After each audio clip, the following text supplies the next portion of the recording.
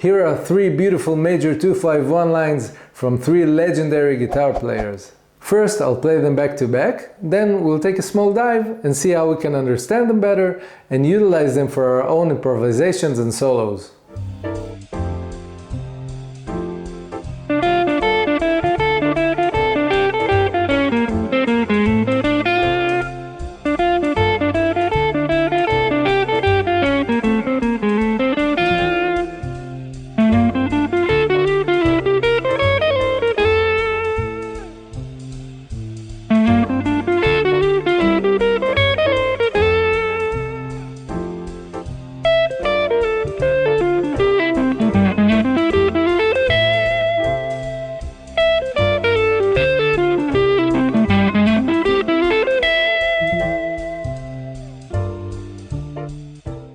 Now, one of the best ways to navigate the fretboard from my experience, and according to countless guitar legends, is to associate everything to chord shapes.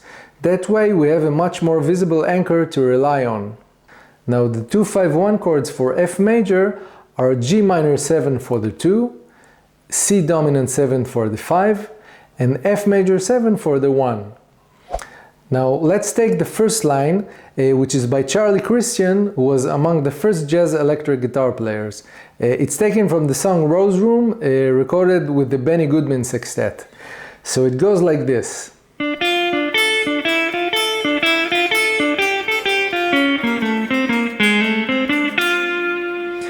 Okay, now the first thing I do is I try to associate this line with chord shapes.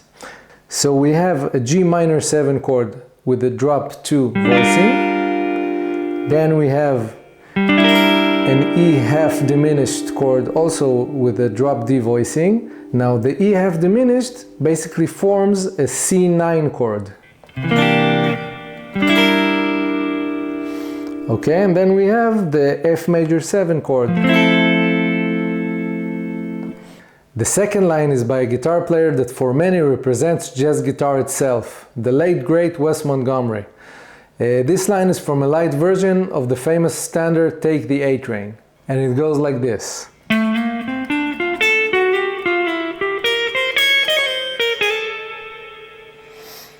Okay, beautiful line. Here we have the 2 chord, the G minor 7. Here we have the 5 chord, the C dominant 7, which in this case it's C dominant 7 with a flat 9. And then we resolve it to the 1 chord, the F major 7. So we have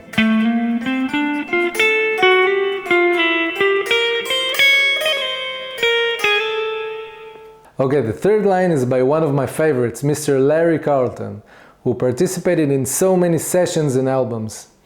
This one is taken from his famous song Room 335, and it goes like this.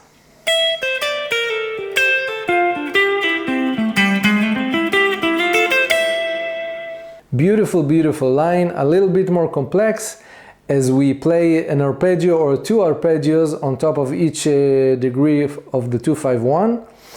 Here we have the G minor 7 and we play on top of it a G minor arpeggio triad.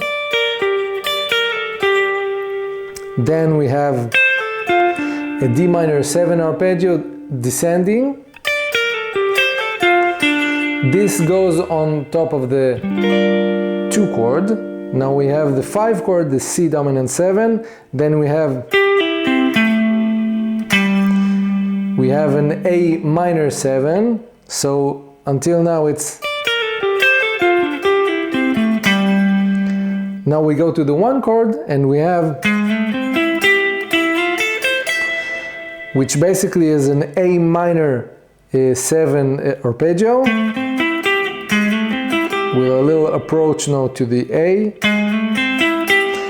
Then we have an F major 7 arpeggio, also with an approach note.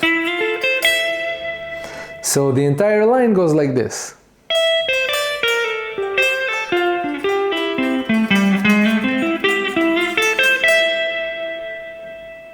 Thanks for watching. Please let me know your thoughts in the comments. Please like, subscribe and follow. Check out my other videos and I'll catch you next time.